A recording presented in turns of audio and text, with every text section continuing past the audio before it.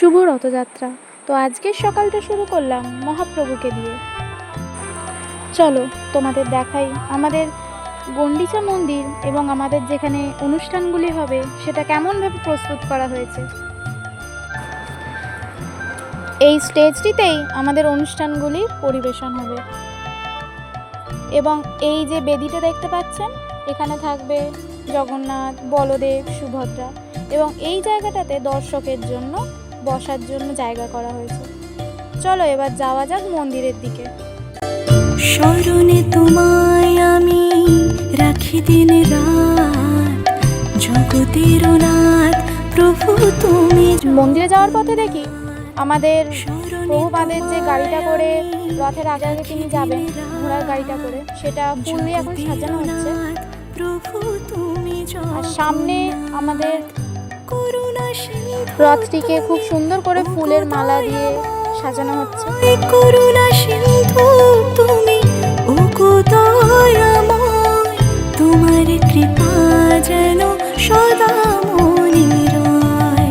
স্মরণে তোমায় আমি রাখি দিন রাত, জগতের নাথ প্রভু তুমি জগন্নাথ।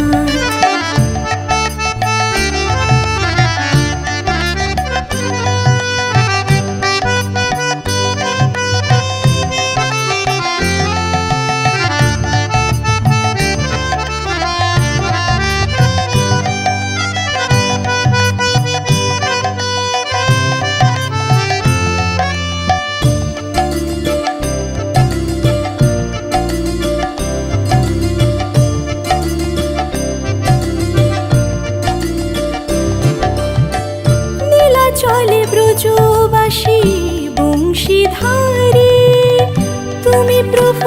তাহলে রথের কাছে আসার সময় আমাদের একটু দেরি হয়ে গেছিল। এসে দেখি কত লোক এখানে জড়ো হয়েছে জগন্নাথকে দেখবে বলে। তারপর আমরাও বেরিয়ে পড়েছিলাম জগন্নাথকে নিয়ে তার মাসির বাড়ি যাওয়ার উদ্দেশ্যে।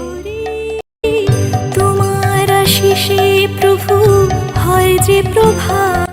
সাধারণত সব বাঙালি দুর্গাপুজোর জন্য অপেক্ষা করে থাকে, কিন্তু আমরা সারা বছর এই রথের জন্য অপেক্ষা করে থাকি।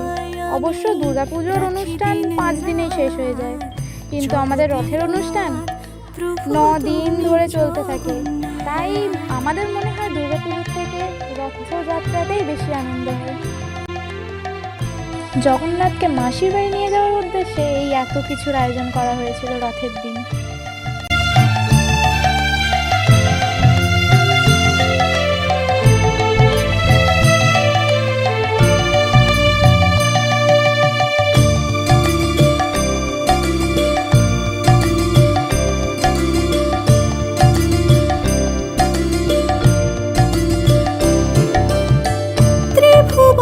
প্রভু তুমি পুরাও মনস্কার, সাথে চলে সুভদ্রার চলে বলরাম।